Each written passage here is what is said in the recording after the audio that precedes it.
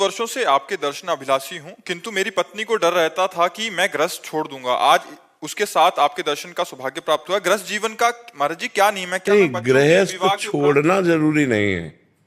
गृहस्थ छोड़ना जरूरी नहीं, लेकिन गृहस्थ में फंसे रहना ठीक नहीं। उसी में रह करके ऐसे रहो जैसे जल में कमल का फूल रहे। महाराज जी, बहुत माया है गृहस्थ में रहने की ना। दुनिया के साथ व्यवहार करने में बहुत ही ऐसी चीजें आपको घिरती हैं, तो आप वो पूरी तरह से विरक्ति का नहीं कर पाते। नहीं, देखो विरक्ति, देखो बच्चा, विरक्ति का मतलब भाव से है, शरीर से तो ठीक ही है। शरीर से देखो तो तुमसे ज्यादा हम गृहस्थ हैं। तुम्हारे घर में कितने लोग हैं? 4 हमें माता पिता साथ में हैं। तो 5-7 लोग होंगे, 500 लोग हैं। हमारे 500 जवान बच्चे हैं। कितना बड़ा हमारा परिवार है। आप हमारे परिवार के नहीं हो क्या? सोचो, पूरा विश्व परिवार, उदार चरिता नाम वसुधैव कुटुंबकम। हम तुमसे बात कर रहे हैं, कोई पड़ोसी की तरह थोड़ी बात कर रहे हैं। हम बात कर रहे हैं अपनी आत्मा की तरह। आप हमारे हो बस। अब हमारा कोई नहीं है। ईमानदारी से पूछो तो हमारा कोई नहीं है और कुछ नहीं है। भगवान के सिवा कुछ नहीं है हमारे हृदय में। वो एक्सरा तो है नहीं कि हम तुम्हें दिखा दें। इतना सब होने पर भी कुछ नहीं है। हम वैसे ही अकिंचन, गरीब, वैसे ही अकेले, केवल एकमात्र भगवान से। वही बात आप गृहस्थी में कर सकते हो। अच्छा, आप कितना मिलते होगे? यहां लाखों से मिलना होता है, लाखों से मिलना होता है। हम क्यों आनंदित हैं? क्योंकि हम आपको पुरुष नहीं देख रहे, हम आप में भगवान देख रहे हैं। मेरे भगवान इस रूप में आए हैं, तो आप बात करोगे तो मुझे आनंद मिले। मैं अपने भगवान से बात कर रहा हूं, इंसान से नहीं बात कर रहा हूं।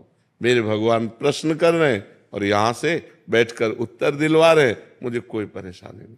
वही बात आप कर सकते हो। नाथ सकल संपदा तुम्हारी, मैं सेवक समेत सुत नारी। ये सब प्रभु, सब में प्रभु है। सब कुछ प्रभु का, सब में प्रभु। अभी समस्या का समाधान। महाराज जी, परिवार का विवाह आदि और जिम्मेदारियों को पूरा करने के बाद क्या मैं घर गृहस्थी से विरक्ति लेके? हम कह रहे हैं घर गृहस्थी से विरक्ति लेके जाओगे कहाँ में? वो स्थान बताओ, कहाँ जाओगे? मतलब मैं अकेला कहीं पर अगर वृंदावन धाम में मिलता है। परमार्थ से भी मारे जाओगे और व्यवहार से भी मारे जाओगे। राक्षसी बुद्धि के लोगों की बहुत बढ़ोतरी हो गई है। आप सोचो कि अकेले हम भ्रमण कर लें तो मार डालेंगे लोग। अगर गांव के लोग न दौड़ते तो मार डालते उन महात्माओं को, और मार ही डाला। वो कौन सा पीछे था, दो पालघर मार डाला।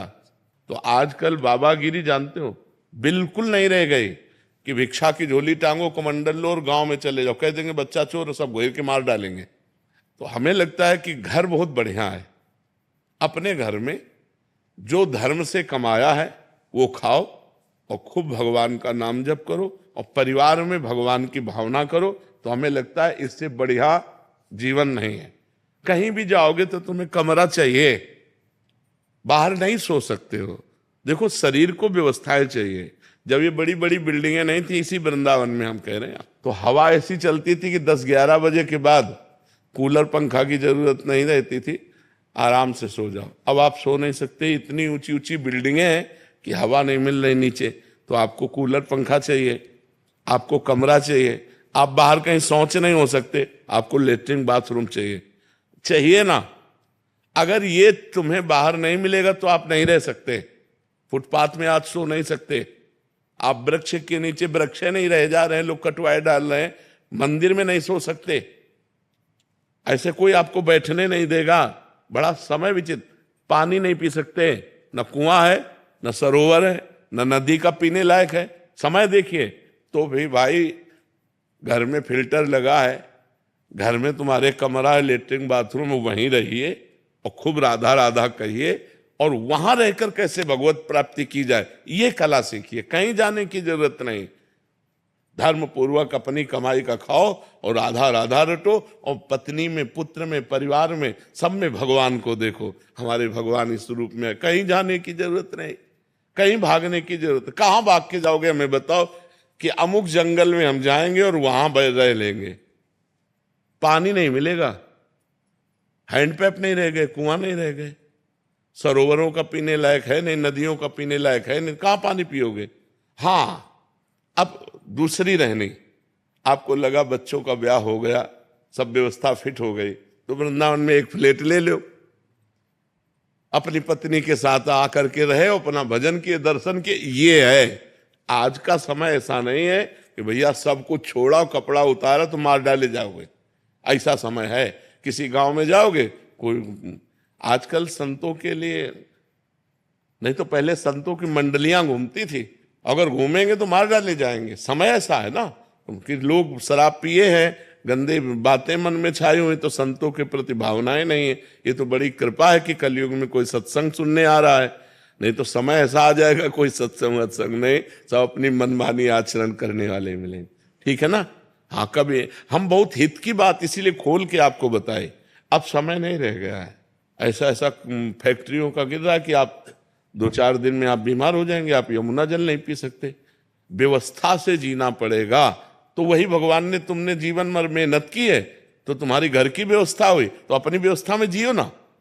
बढ़िया नमक रोटी, दाल रोटी जो भगवान दिए उसे खाओ, खूब डट के भजन करो, कहीं भागने की जरूरत नहीं। जरूरत हो तो एक को भूखे को पवा दो, और मेहनत करके दूसरों को खवाओ, और खूब मेहनत करके कमाओ और भजन करो। ये जीवन है। कलिकाल में ऐसा जीवन नहीं रह गया कि अब लंगोटी लगाएं और हम कहीं घूमे नहीं। अपनी पत्नी में, अपने पुत्र में, अपने परिवार में भगवान को देखो, उनकी भावना में अपनी भावना केवल बदल लो, सब कुछ भगवान का है और मैं भी भगवान का हूं। इससे बढ़िया संन्यास नहीं है। सबसे बढ़िया संन्यास सब कुछ हो। हमें क्यों नहीं सताता कि मैं बंध गया? क्योंकि ये श्री जी का है, ये श्री जी का है। तो क्या तुम अपने घर को श्री जी का नहीं मान सकते? क्या अपने परिवार को श्री जी का नहीं मान सकते? तो भागने की जरूरत क्या है? हिया वृंदावन है ना, तो सब जगह वृंदावन है, और हिया वृंदावन नहीं ना हृदय में, तो वृंदावन में भी क्योंकि वो प्रपंच छाया हुआ है ना। बात सुधारनी यहां है, कहीं भाग के नहीं जाना। बात सुधारनी जहां हो वहीं रहकर सुधार लो, वहीं रहकर सुधार लो। बहुत सुंदर हम आपको बात अंदर की बता रहे हैं, सबको बता रहे हैं, कहीं भागने की जरूरत नहीं। जहां हो वहीं रहते हुए भगवान का नाम जप करो, अपने परिवार को प्यार करो। भागना नहीं परिवार से, और प्यार करो, पर उनमें भगवान को देखकर। देखो, जिस दिन भगवान चले जाएंगे उस दिन पत्नी के शरीर को आप 1 घंटे नहीं रख सकते, उस दिन पति के शरीर को 1 घंटे नहीं रख सकते। तो सब में भगवान है। मत्ता परतरम नान्यत किंचिदस्ति धनंजय, मेरे सिवा हे धनंजय कुछ नहीं है। तो हम कह रहे हैं उन्हीं को प्यार करो ना। पत्नी को देखो, हे नाथ आप इस रूप में आए हो। पुत्र को देखो, हे भगवान इस रूप में आए हो। कहीं भागने की जरूरत नहीं है। चराचर जगत को भगवान के रूप में देख लो, सिद्ध पुरुष हो गए। और तुमने मेहनत की जीवन भर, अपनी कमाई का तुम दाल रोटी खा रहे हो, दूसरे को और भी खवाने की भावना रखते हो, और नाम जप करो। बढ़िया संत हो, बढ़िया संत। संत का मतलब होता है स्थिति, लक्षण, भावनाएं। जब विभीषण जी लंका से पधारे तो भगवान ने उनको कहा, तुम सारीखे संत प्रिय मोरे, धरो देह नहीं आन निहोरे। तुम्हारे जैसे संतों से मेरा अवतार होता है, संतों के लिए अवतार। तो विभीषण जी कोई संत वेश धारण किए थे क्या? राजमंत्री और लंकाधिपति रावण के भाई थे। तो भगवान कहे, तुम सारीखे, कि इतनी भारी विपरीत व्यवस्था में रहकर भी मेरा भजन कर लिया। बस यही बात है। घर गृहस्थी में बड़ी विपरीतता है, रिश्तेदार नातेदार, ये कार्य वो कार्य, इतना करते हुए भी भजन कर लिया, ये बहुत बड़ी बात है। घर गृहस्थी में अगर भजन करते हो तो बहुत बड़े संत हो। छोड़ करके एकांत में बैठकर हम माला घुमा रहे हो, संसार का चिंतन हो रहा है, और तुम संसार में रह करके फावड़ा चला रहे हो और राम राम कह रहे हो, इससे बढ़कर साधुता नहीं। तो कह दो फिर आप बाबा जी क्यों बन गए? जैसे प्रश्न होता है ना, ये हमारे भाग्य में लिखा था, ये हमारे भाग्य में लिखा है, और ये हम आज समझ पाए हैं, तभी तुमको उपदेश करके भगवत प्राप्ति का मार्ग दे रहे हैं कि जरूरी बाबा जी बनना नहीं है, जरूरी भगवान का होना जरूरी है, भगवान का भजन करना जरूरी, भाव बनाना जरूरी है।